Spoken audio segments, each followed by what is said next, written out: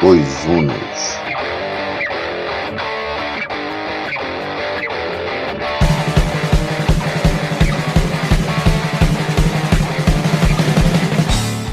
Os Hunos eram um povo nômade que veio da Ásia.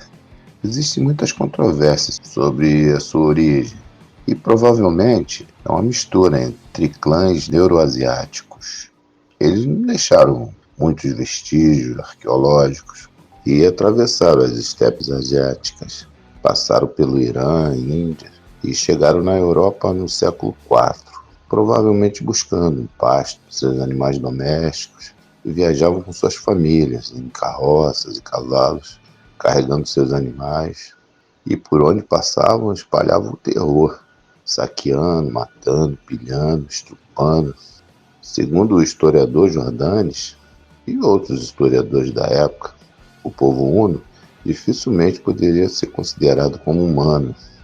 Eram seres pequenos, magros e horríveis, e não falavam, apenas emitiam sons.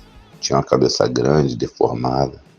Havia um costume entre eles de, quando eram crianças, os pais amarravam uma faixa na cabeça e, com isso, deformavam o formato da cabeça. Eram acostumados com frio, calor, fome, sede, não sabiam de onde vieram e viviam como animais. Vestiam-se com um capote feito com pelo de rato e sua túnica apodrecia sobre seu corpo. Eram exímios montadores de cavalo. Eles dormiam no cavalo e também cozinhavam as carnes que comiam, com a quentura do atrito das selas do couro dos cavalos. E desde criança eles eram treinados à montaria e atiravam flechas sem precisar desmontar. Seus cavalos eram rápidos como uma flecha, eram muito disciplinados nas batalhas e praticamente imbatíveis. Faziam suas armas, suas flechas e arcos da maneira peculiar e atacavam de surpresa e de forma muito organizada. E chegaram ao norte do Mar Negro como um tsunami e permaneceram por um tempo às margens do rio Volga e do sul da Rússia, expulsando os visigodos, alanos, até chegarem às margens do rio Danúbio, ao lado leste, liderados por Udino. Nesse período, o Império Romano havia sido dividido em dois impérios: o Império do Ocidente, que era governado por Honório, em Ravenna, e o seu irmão Arcádio reinava o Império do Oriente, com a capital em Constantinopla.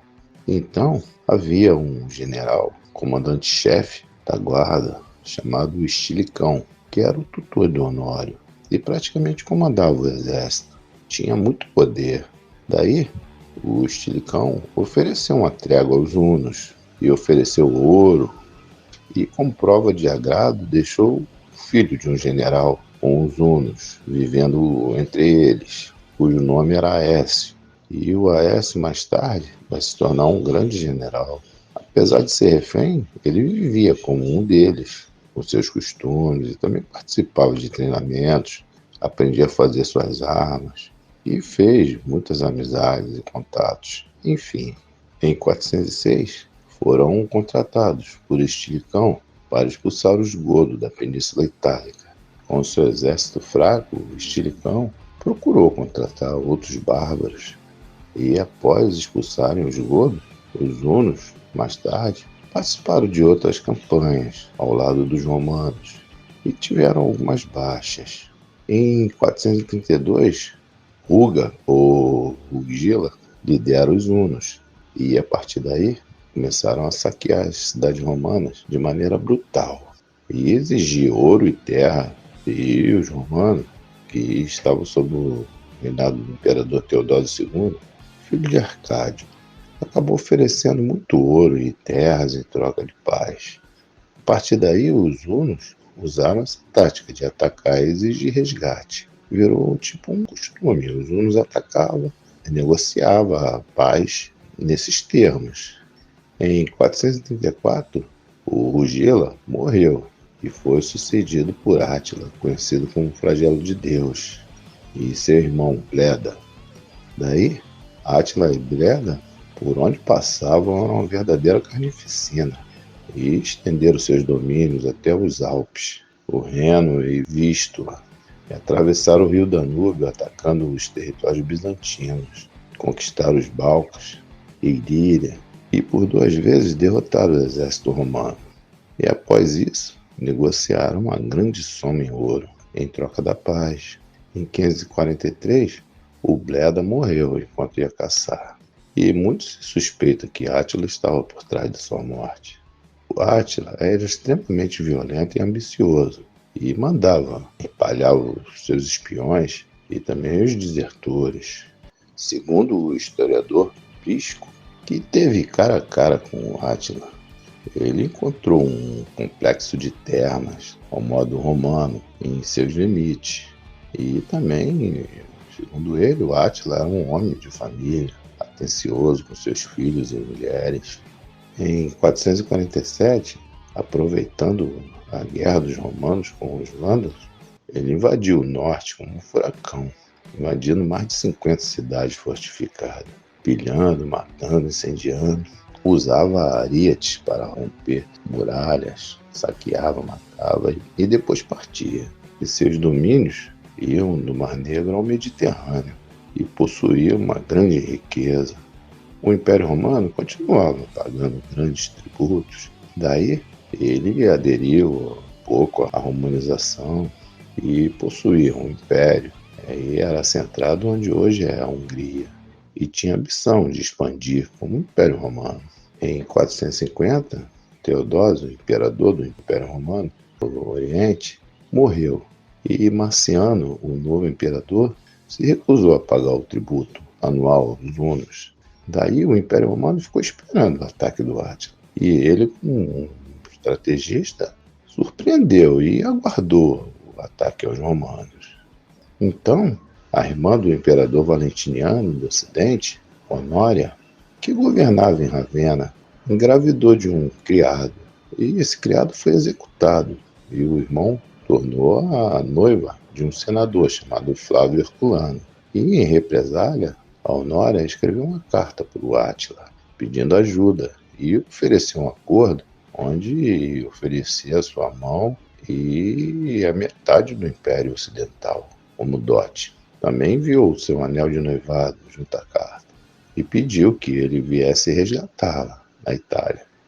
Então, o Átila exigiu que o acordo fosse cumprido, e o seu irmão Valentiniano recusou. Ele pediu para o Átila desconsiderar e tal, porque não era, o acordo não vinha dele, sim da irmã dele. O Átila então partiu para Gália e sacudiu a Europa. Daí o general Aécio, aquele que viveu entre os hunos, que agora era um general, reuniu uma grande horda de bárbaros, entre eles os visigodos, alanos, francos, saxões e bretões, para enfrentar o Átila e seus hunos, que também, por sua vez, reuniu outros bárbaros, como os ostrogodos, géptas, alamanos e outros. E em 20 de junho de 451, houve uma das batalhas mais sangrentas da história, perto de onde é a França, conhecida como a Batalha dos Campos Catalônicos, que começou pela manhã e foi até o dia seguinte, tornou o rio vermelho de tanto sangue derramado. O Átila sofreu uma grande derrota e acabou batendo em retirada. Daí, o Átila e seus hunos voltaram para a Hungria. E o Aécio, que era muito ambicioso, teve uma grande vitória, mas o tiro saiu pela culatra, porque o Aécio deixou o Átila fugir, e daí ele ficou desacreditado.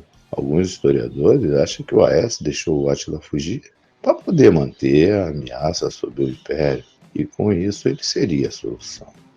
O Átila, mais tarde, partiu para o norte da Itália, rumo a Roma, espalhando terror. Porém, aconteceu coisa inusitada. O Papa Leão I foi ao seu encontro e conseguiu convencer Átila a se retirar e não invadir Roma. Mas alguns historiadores acham que ele se retirou por causa de uma epidemia de doença, malária, enfim. E isso pode ter descorajado o Átila.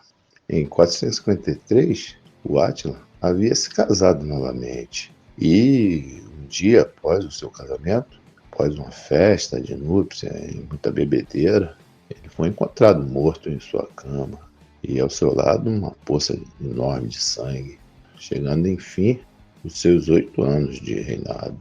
E após a sua morte, os seus 4 filhos não conseguiram unificar os hunos, que acabaram se dispersando após sofrer algumas derrotas. Bom, é mais ou menos isso aí. Eu vou ficando por aqui.